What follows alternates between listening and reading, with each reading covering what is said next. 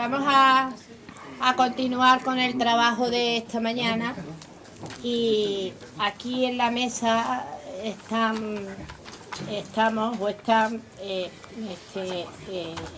primero que nos va a hablar, que es Carlos Ganser-Müller Roy, y después Francisco González Ruiz, que ya sabéis, o los que hayáis venido más tarde, que se ha alterado el orden del programa. En primer lugar, nos va a hablar Carlos acerca de la modificación de la capacidad de obrar desde la Convención de las Naciones Unidas sobre los derechos de las personas con discapacidad. Voy a ser breve en su presentación, porque además vamos mal de tiempo y él es un hombre modesto y me ha dicho, ve reduciendo, y yo le voy a hacer caso. Carlos es licenciado en Derecho por la Universidad Autónoma de Barcelona, especializándose en su momento en Derecho Catalán.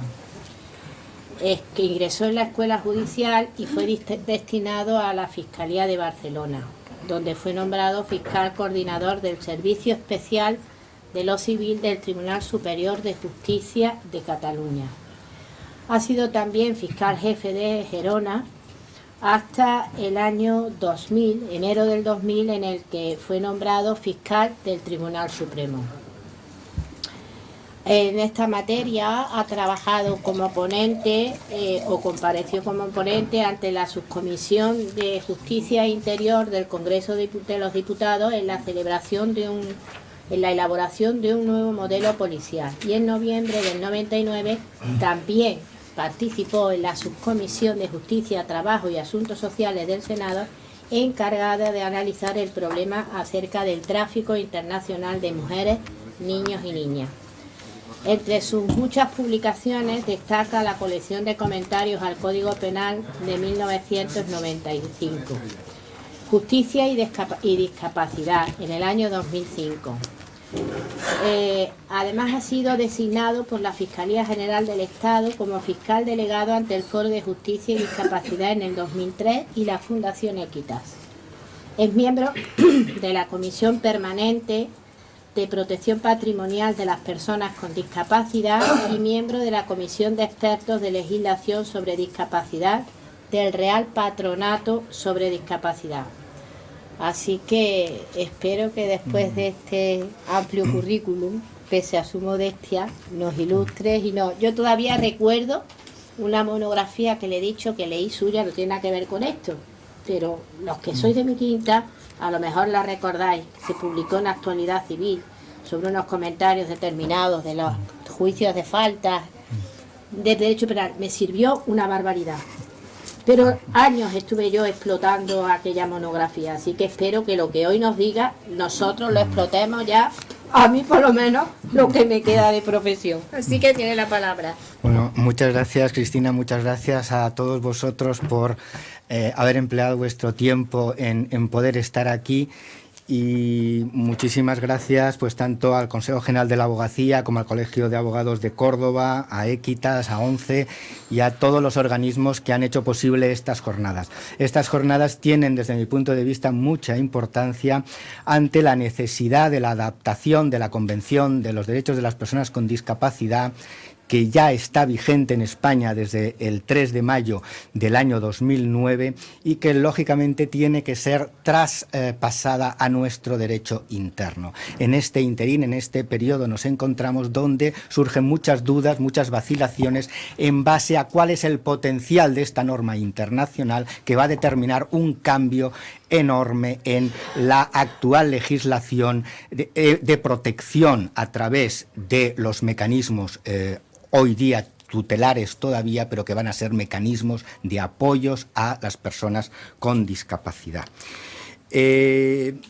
Yo estoy aquí fundamentalmente en base a algo que os quiero también trasladar a vosotros. El artículo 8 de la Convención de Nueva York sobre los derechos de las personas con discapacidad nos impone una obligación a todos los profesionales que estamos relacionados con las personas con discapacidad, jueces, fiscales, abogados, procuradores, notarios, registradores, en el ámbito jurídico, asistentes sociales, trabajadores sociales, encargados, funcionarios encargados de la tramitación de derechos ya configurados en nuestras leyes a las personas con discapacidad, y en el ámbito sanitario, médicos, enfermeras, cuidadores, etcétera, en el ámbito de la enseñanza. En definitiva, todos estos profesionales tenemos que trabajar para que la Convención de Nueva York no sea una norma que está ahí, pero que no se puede aplicar directamente a las personas con discapacidad. Esta es una obligación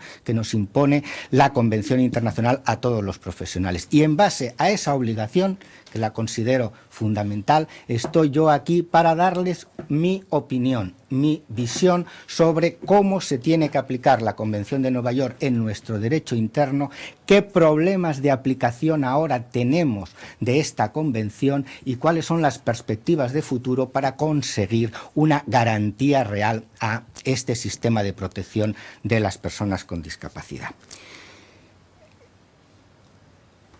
Voy a centrar mi exposición en tres aspectos. En primer lugar, muy brevemente les indicaré desde mi punto de vista cuál es la aplicación de los artículos 12 y 13 de la Convención, que implican concretamente lo que se ha dado en llamar la modificación de la capacidad de obrar, que no es otra cosa que reconocer en nuestro derecho algo tan importante como que la capacidad jurídica de las personas, capacidad para ser tenedor de derechos, portador de derechos fundamentales, y su ejercicio, es decir, capacidad de obrar, en la Convención se refunden como un todo único que no puede ser dividido ni sustituido en base al principio de igualdad. En base a la Convención, todos tenemos capacidad jurídica y capacidad de obrar en igualdad de condiciones que todos los demás ciudadanos.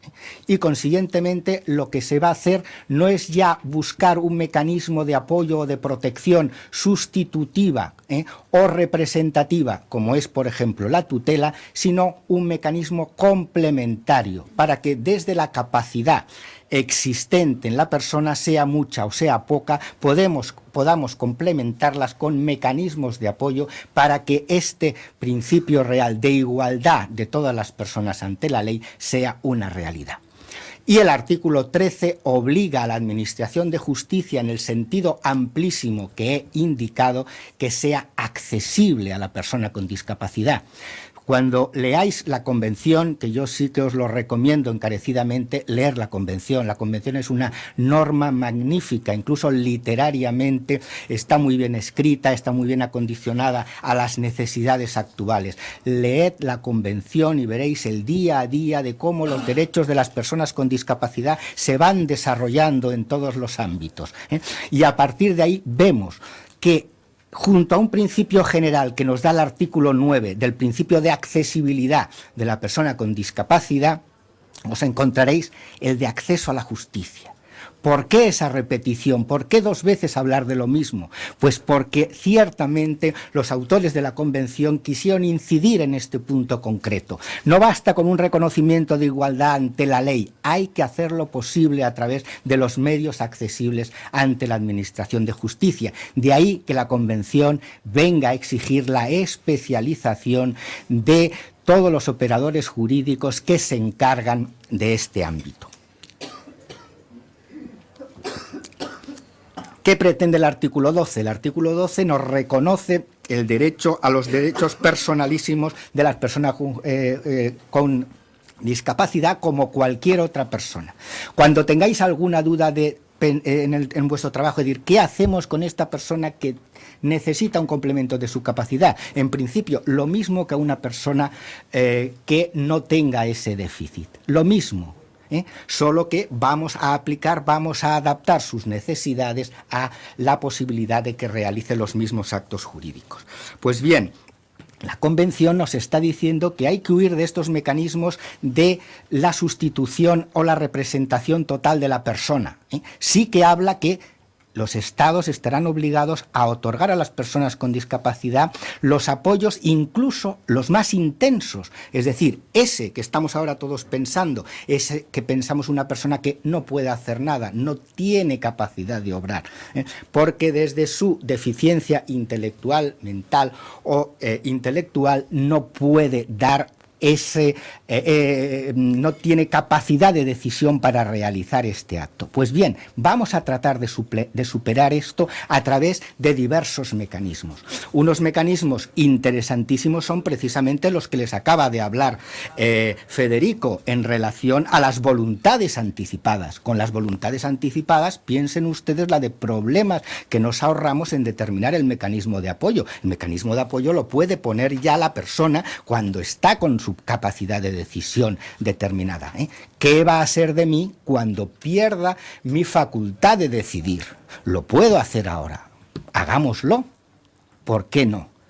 Y establecemos ya un sistema de tutela que normalmente no se determina quién tiene que ser el apoyo más intenso, quién tiene que ser nuestro apoyo, normalmente será nuestra mujer, normalmente será nuestro hijo, pero en determinadas ocasiones lo que nos dicen las personas con discapacidad es: sí, a mí me importa poco que sea cualquiera de mis hijos, menos este, que no lo considero adecuado, o todos mis sobrinos, menos este.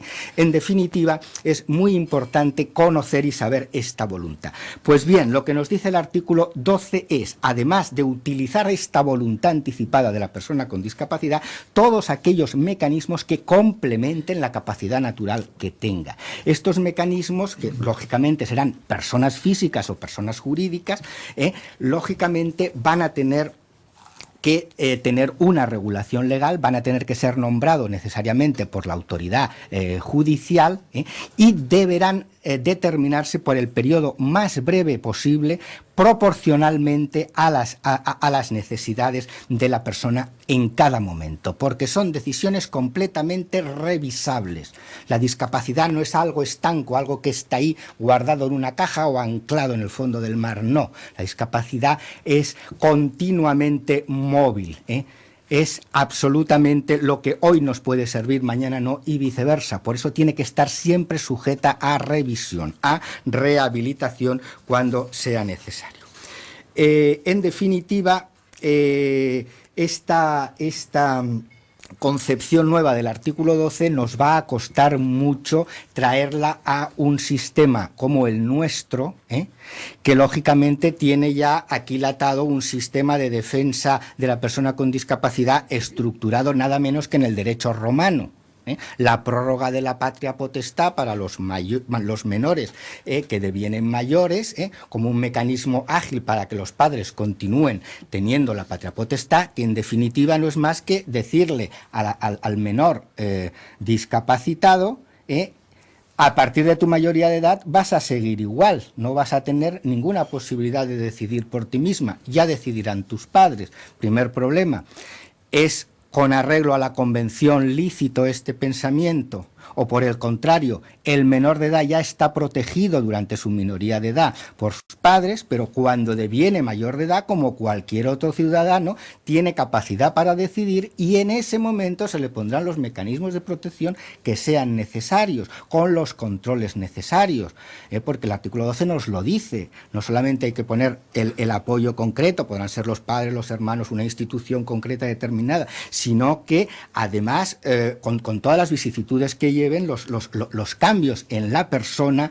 en la enfermedad y en la integración social de la persona con discapacidad. Eso habrá que tenerlo en cuenta siempre, en cada momento. Consiguientemente, el problema que tenemos es determinar qué hacemos cuando el apoyo que tengamos que prestar sea el más intenso, ese que estamos pensando todos, esa señora o ese señor con Alzheimer, que no puede decidir. Entonces iremos lógicamente a sus voluntades anticipadas. ¿Qué ha dicho esta persona que quería que fuera su mecanismo de apoyo? Y si no, habrá que lógicamente el juez determinar lo que se está conociendo como un plan de apoyo. y que ya se está haciendo en San Sebastián, la juez Aurora Elósegui, y nosotros hemos recogido también en el Manual de Buenas Prácticas del Ministerio Fiscal, del que les hablaré luego y que también es interesante tengan conocimiento de este manual, que lo que determina es cuál debe ser la actuación de los fiscales en todos los procesos de capacidad.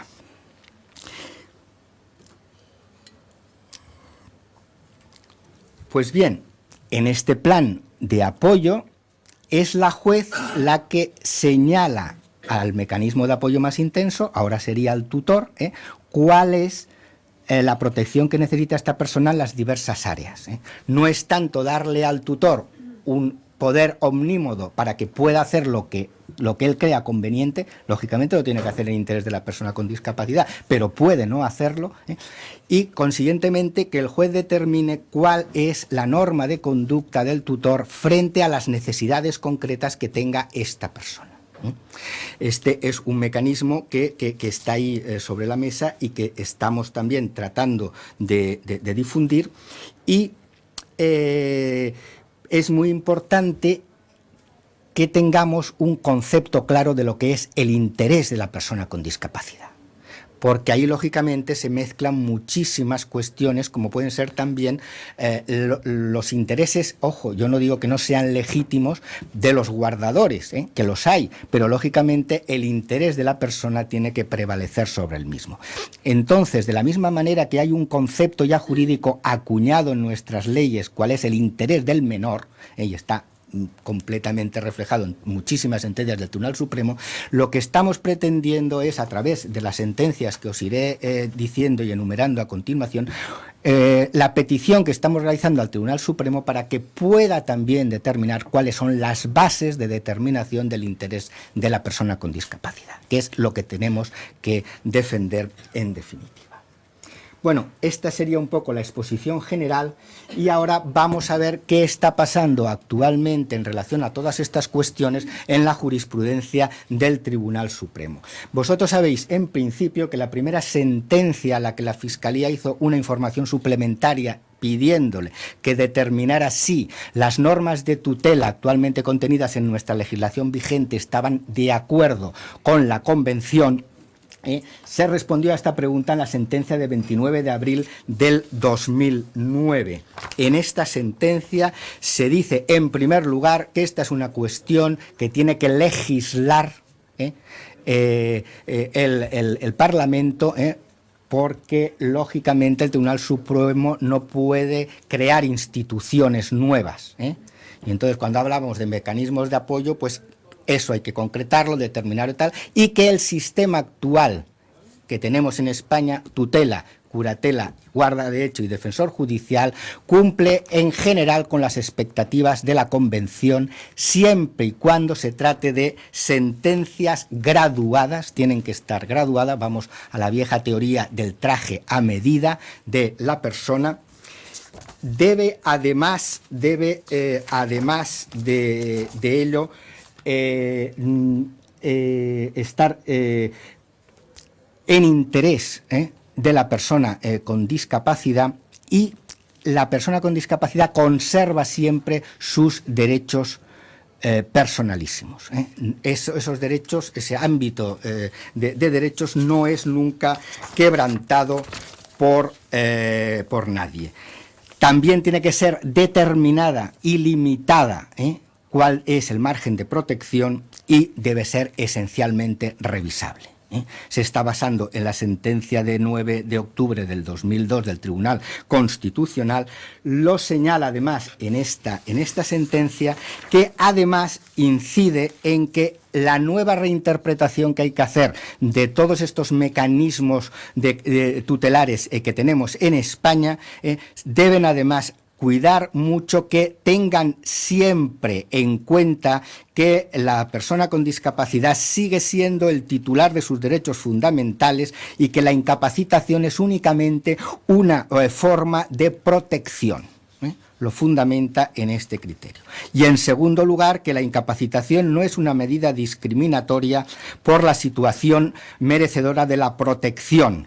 Estamos, lógicamente, hablando de personas cuyas capacidades intelectivas y volitivas no le permiten ejercer sus derechos como persona porque le impiden autogobernarse. Y añade, y esto es muy importante, no se trata de un sistema de protección a la familia, sino única y exclusivamente de la persona afectada. Esto nos sitúa claramente en que hay que buscar ese interés de la persona con discapacidad.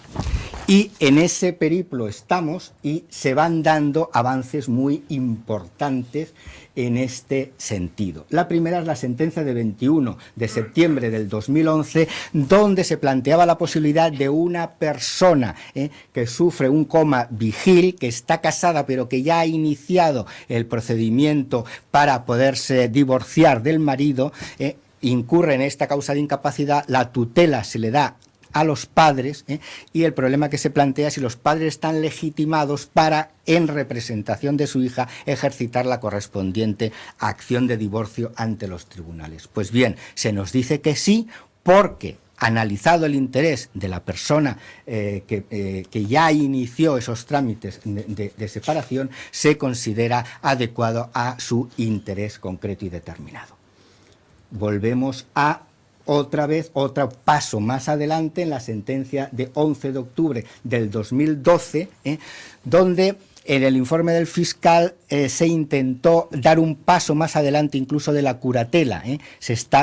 La audiencia provincial aceptó una curatela limitada a determinados actos de administración, etcétera, e incluso el fiscal dijo que bien, que este sistema de protección estaba bien, pero que quizás se tenía que dar un paso más adelante en el sentido de determinar ayudas ya puntuales y concretas, y no tanto un régimen de curatela que implica una administración más amplia.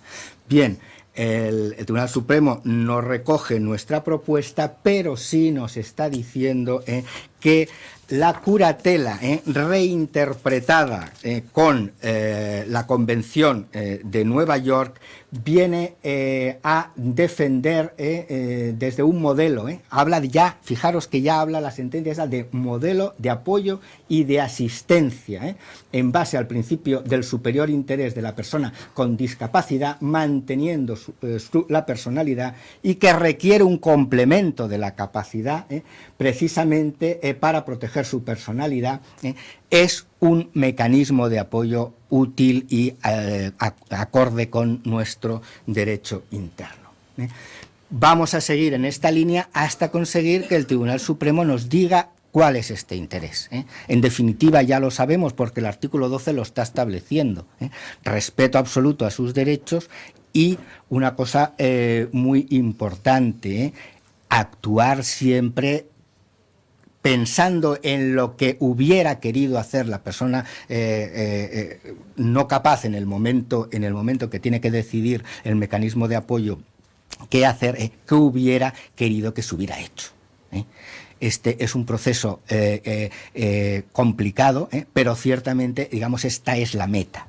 Si tenemos voluntades anticipadas nos va a facilitar mucho el problema, aunque veremos que también este principio tiene ya una restricción importante en la sentencia de 17 de julio del 2012, donde tuvimos un caso muy curioso porque ya había un señor en Asturias que había dado poderes anticipados y había creado incluso una autotutela en favor de una cuidadora que ya tenía su madre y que le cuidaba a él también definitivamente. A pesar de ello, el director de un banco vio movimientos en las cuentas corrientes que realizaba esta persona ya designada por poderes, lo comunicó a la Fiscalía y se creyó que podía haber un abuso por parte de esta persona de las facultades que tenía. Este señor tenía un patrimonio muy importante y tenía un trastorno bipolar, pues que ciertamente tenía el problema de que en determinadas fases pues podía ciertamente no conocer ni querer lo que le estaba haciendo en su representación. Bueno, Aquí nosotros apoyamos el recurso de este señor que recurrió contra, en definitiva, la curatela se le dio a la Comunidad Autónoma de Asturias y no a la persona designada por esta persona. Recurrió la persona parcialmente discapacitada y nosotros apoyamos el recurso del abogado, diciendo que efectivamente este señor, plenamente consciente, había dado un poder, había creado un mecanismo de autotutela y que, bueno, que ciertamente el tema del abuso patrimonial tampoco había quedado acreditado y, lo que es más importante, el juez no había determinado cuál era el interés de la persona con discapacidad en este caso concreto. Y le pedíamos al Tribunal Supremo que determinara cuál era este interés y, en base a ello, señalar si era o no justa la resolución de la audiencia que había confirmado la sentencia. Bueno, no tuvimos éxito en esta ocasión. Y sin analizar concretamente lo que nosotros pedíamos, que era díganos cuál es el interés concreto de esta persona en todas estas cuestiones, nos dice que el nombramiento de tutor efectuado por el interesado en previsión de su posible incapacitación puede ser modificado por el juez cuando considere probado que han cambiado las circunstancias de protección a la persona. Bueno, se intentó y seguiremos tratando de que se nos determine este interés de la persona con discapacidad y de que la voluntad libremente y adecuadamente manifestada por la persona con discapacidad, siempre y cuando no hayan cambiado las circunstancias, bueno, imaginemos que ciertamente pues se hubieran continuado estos actos de expolio patrimonial, más evidentemente, pues obviamente la intervención hubiera sido otra, pero ahí también en definitiva se traslada la cuestión al hecho y no a la necesidad jurídica de determinar y especificar este interés. Cuestión práctica muy importante, que esta la pongo siempre porque en muchas ocasiones la prueba que en segunda instancia hay que repetirla siempre en los procedimientos de incapacitación.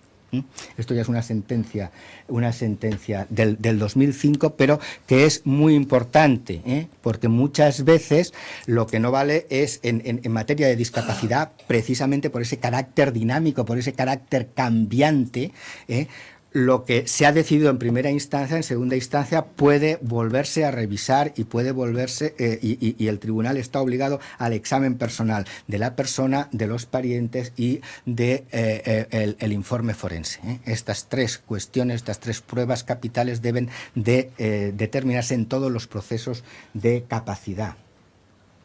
Luego, otra cosa, a mí no me gusta el término que se ha aplicado de modificación de la capacidad, porque el juez no modifica nada, la capacidad es la que hay ahí.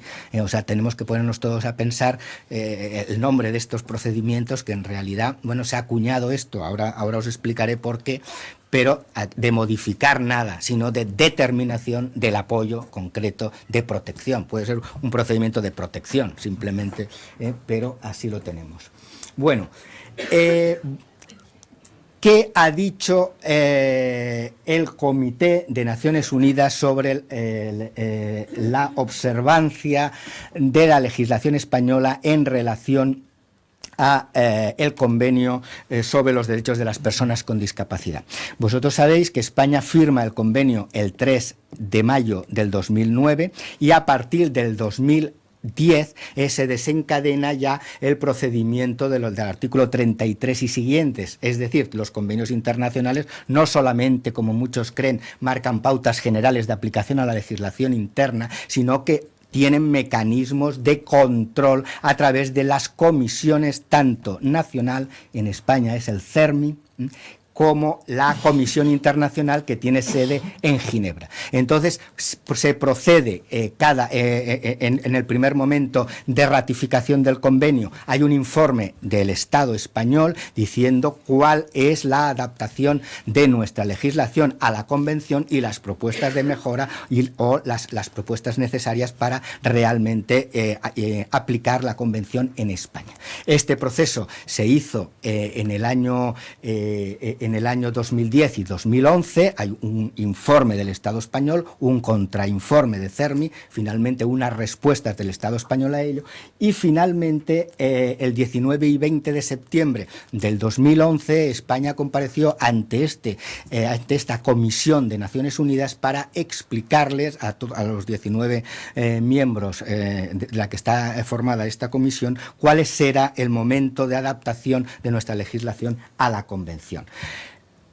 En octubre del 2011 sale ya una declaración formal el día 19, donde en relación al artículo 12 concretamente se recomienda la revisión de todas las leyes de guarda y tutela, así como a que se tomen medidas para adoptar leyes y políticas que reemplacen el régimen de sustitución en la adopción de decisiones por una asistencia para la toma de decisión que respete la autonomía, la voluntad, las preferencias de la persona, proporcionándole formación sobre esta cuestión a todos los funcionarios públicos y otros interesados pertinentes. Esta resolución, lógicamente, tenemos 2 años, concretamente en el año 2015 volvemos a comparecer ante la Comisión de Naciones Unidas para señalar si realmente hemos hecho caso a esta observación y a ver de qué modo nos ponemos al día en cuanto a nuestra legislación interna. Una cuestión incidental muy importante, los internamientos involuntarios. Aquí también el comité nos está diciendo que se revisen todas las disposiciones legislativas en cuanto a estos ingresos. Pero es más, aquí sí que tenían el camino totalmente allanado. Ya el Tribunal Constitucional había dicho a el gobierno español que tenía que modificar necesariamente el 763 porque no estaba adoptado en ley orgánica. Primer tema. Sentencias 131 y 132 del 2010. Pero es que ya ahora en la sentencia de 2 de julio de 2012 lo dice con una claridad y precisión absoluta, necesidad de reforma y cumplimiento estricto de todos los plazos concretos y determinados por el 763, que se considera nada más una norma de garantía concreta en relación a los mismos, con lo cual vuelve a ser otra petición directa de legislación. Bueno, muy brevemente voy avanzando. En el comité, en el informe del comité, se nos habla también de la necesidad de volver a realizar todas aquellas medidas que tenemos sobre el problema de la doble vulnerabilidad de la persona con discapacidad en relación a sexo, en relación a situación social, etcétera, para que el principio de la doble vulnerabilidad vaya calando en el sentido en que la sociedad sea consciente de la indefensión en la que se pueden encontrar estas personas y en los mecanismos de protección para superarlo. El principio de igualdad se tiene que trasladar y establecer en todos los órdenes y las personas con discapacidad tienen que participar en todos los movimientos de modificación de las normas que les atañen. Artículo 4 de la Convención, lo harán directamente o a través de las fundaciones o asociaciones que les representan, pero ningún proyecto legislativo puede tener ya cabida en una ley sin que previamente se haya informado por todos ellos. El derecho de audiencia. El derecho de audiencia se considera fundamental en todos aquellos procedimientos en los que se requiera el conocimiento de lo que quiere decir una persona. En todos, no solamente para las personas que no tienen discapacidad como para las que la tienen. Ese es un derecho y, lógicamente, hasta donde se pueda, lógicamente, se va a tener que realizar y se va a tener que documentar. También hace hincapié el informe, y esto es muy importante y tendría que suponer también un replanteamiento de muchas cuestiones, las desigualdades. Aquí habla de regionales, hablaríamos aquí de desigualdades entre comunidades autónomas que se producen en el diverso ámbito de protección a la discapacidad. Aquí sí que sería necesario establecer un plan de prioridades que pudiera abordar por orden y por razón a la calidad de los servicios que se deben prestar, cuáles son estas prioridades. El problema estadístico también nos lo retrae de una manera clarísima, puesto que la estadística judicial está encaminada fundamentalmente a la determinación de los asuntos que anualmente despachamos, pero no en todos aquellos asuntos que ya se han fallado anteriormente y de cuyo conocimiento muchas veces no tenemos ningún dato, puesto que con la nueva especialización de algunos juzgados han quedado muchos asuntos en otros donde no se llevan los controles necesarios. Y finalmente, la especialidad de los profesionales responsables a la que ya me he referido anteriormente. Pues bien, hace también referencia a el derecho de sufragio, derecho de sufragio de la que no puede ser en principio privada ninguna persona y que lógicamente el problema habrá que trasladarlo a la accesibilidad, pero en principio como un derecho personal e intransferible no puede ser ninguna persona privada por una sentencia de incapacitación, lo que colisiona con los artículos 3 y 4 de la ley electoral y va a tener también que ser objeto de estudio. Ley del aborto, esterilización, son también cuestiones que van a tener que estudiarse detenidamente. Pues bien, ya voy terminando en el sentido que nosotros por nuestra formación muchas veces no hemos dado importancia a los convenios internacionales, normas de obligatorio cumplimiento que pensamos, sí, ahí están, pero ya veremos luego aquí cómo se aplican.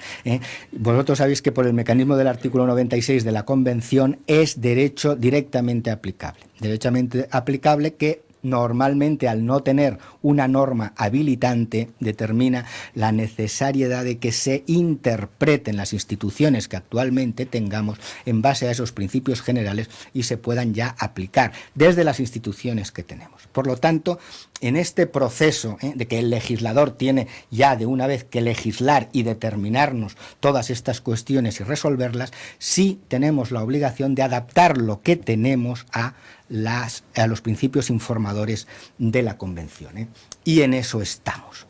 Y podríamos pensar, bueno, es una convención internacional, hay que ir rindiendo cuentas, ¿no? de los avances pues cada 2 años, etcétera, etcétera, pero esto va a tardar mucho, evidentemente, va a tardar mucho porque es muy complicado la modificación nada menos que de todo el Código Civil en relación a las personas con discapacidad. Si vosotros cogéis el Código Civil y veis todos los términos, incapaz, incapacidad, etcétera, veréis que son muchísimos, y la reforma de esto requiere lógicamente tiempo. Pero es que además la Unión Europea ratificó el 23 de diciembre del 2010 la Convención sobre los Derechos de las Personas con Discapacidad. Es, por tanto, derecho europeo y derecho que obliga a todos los países de la Unión. Y ahí ya cambian los términos, porque nosotros tenemos también tribunales internacionales que van a defender el derecho europeo o ante el que se puede litigar por cuestiones de derecho europeo. Otro problema que hay ahí, máxime cuando en la resolución del Consejo de la Unión Europea de 20 de noviembre del 2010 se nos está haciendo una nueva estrategia europea de la discapacidad, determinándose como una cuestión fundamental para que en Europa se aplique la Convención en el próximo en el próximo decenio, 2011-2020. Y además, en el informe preceptivo del Consejo Económico y Social Europeo, que es en definitiva el que debe determinar si existen fondos habilitadores para todo ello, hay un informe positivo que refrenda totalmente la estrategia europea sobre la discapacidad y lo considera un compromiso renovado para una Europa sin fronteras.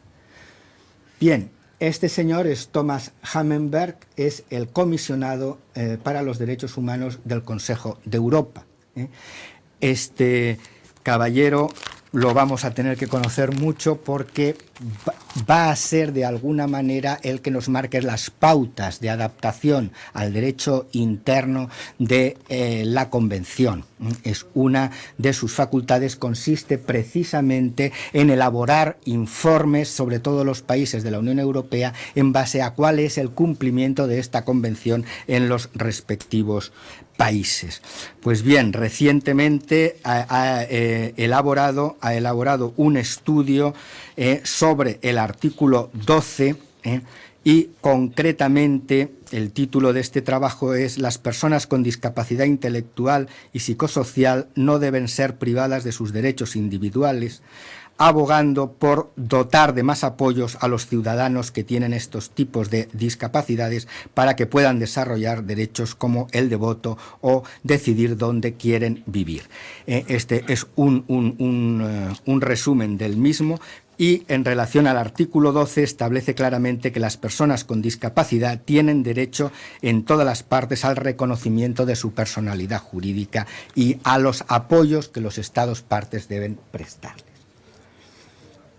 No quisiera tampoco terminar mi intervención sin hablarles de la propuesta articulada de la reforma de Código Civil y de la Ley de Enjuiciamiento Civil que se ha realizado en el Real Patronato de la Discapacidad, que fue ya presentado el primer día por Lourdes Márquez y del cual pues tengo que decir que es un trabajo muy serio, importante y creo que de conocimiento obligado para todos los que nos movemos en este ámbito, fundamentalmente porque no se limita únicamente a una modificación terminológica, ¿no? Donde digo tutor, ahora voy a decir apoyo más intenso, etcétera, etcétera. O sea, un trasunto de palabras. Esto no es un juego de palabras, es un cambio de mentalidad. Es pensar que todos somos iguales y que la persona con discapacidad, con el apoyo concreto y determinado, va a poder realizar todos los actos jurídicos, como determina el artículo 5 del artículo 12, donde nos establece la cantidad de actos jurídicos en todos los ámbitos, patrimonial, bancario, etcétera, etcétera,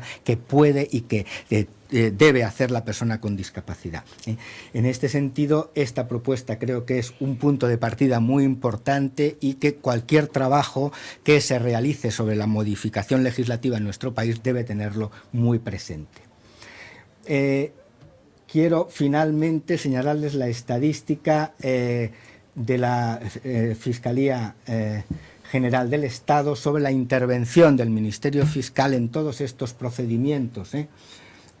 El dato que yo quisiera ponerles de manifiesto más importante es el de expedientes de tutela y curatela dictaminados en el año del 2009. De 26.000 asuntos pasamos a 40.000 en el 2010 y en el 2011 se dictaminaron 50.774. ¿Esto qué quiere decir? Que el Ministerio Fiscal, en relación a las instrucciones que se han dado desde la Fiscalía General del Estado en el control de las tutelas, ha prácticamente doblado en 2 años estos controles.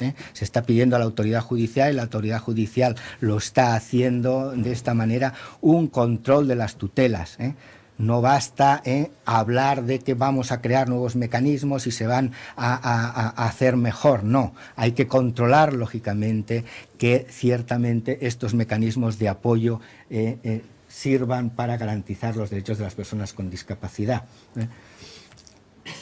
Y finalmente ya una serie de reglas prácticas que me gustaría también señalar con carácter general, cosas que podemos hacer ahora con la legislación que tenemos y que entiendo yo que no chocan con las directrices de la Convención y que hasta que venga la reforma legislativa anunciada es necesario poner en marcha o por lo menos tenerlas presentes para poder evolucionar adecuadamente. En primer lugar, medidas cautelares. En muchísimos casos las medidas cautelares nos pueden resolver problemas importantes. Se puede pedir un apoyo provisional en el primer momento que a lo mejor luego no haga necesario un proceso de incapacitación. Si nosotros pensamos qué número de demandas que interponemos no lo hacemos para una protección real de la persona, sino para resolver un problema puntual. Necesito vender la casa para ir a la residencia, necesito vender unas acciones porque quiero hacer una inversión más provechosa en otro ámbito, etcétera. Muchísimos actos de estos. ¿Tenemos que acudir a una incapacitación? ¿A un procedimiento de incapacitación? ¿Tenemos que privar a una persona de todos sus derechos civiles cuando se trata de un hecho puntual, concreto y determinado en la vida de una persona, lógico, transparente, que no requiera nada más?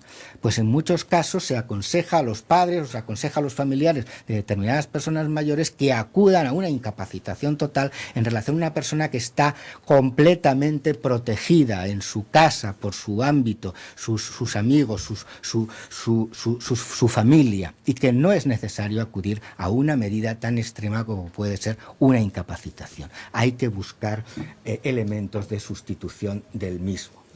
Bien, seguiremos nosotros con el control de las tutelas como una prioridad importante, pero tenemos también que enseñar al tutor a realizar bien lo que hemos denominado rendición de cuentas, cuando no es más que un informe sobre la situación personal fundamental, cómo está la persona que yo tutelo, y patrimonial, cómo administro sus bienes. Son dos cuestiones, pero tan importante una como otra. Sin embargo, estamos haciendo incidencia únicamente en lo patrimonial.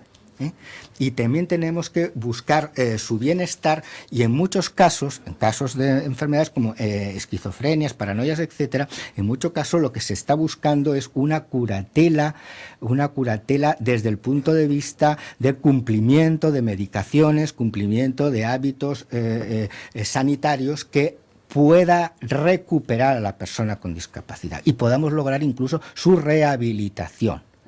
Volver otra vez al punto de partida de la capacidad. La demanda de capacidad necesariamente deberá expresar la causa y el motivo. Aquí mi entrañable amigo Fernando Santos, que acuñó este tema y que ha sido aceptado amplísimamente en todos los marcos, ya lo ha dicho todo. Yo aquí no tengo que señalar nada más, pero es fundamental, y así lo recogemos también en el manual.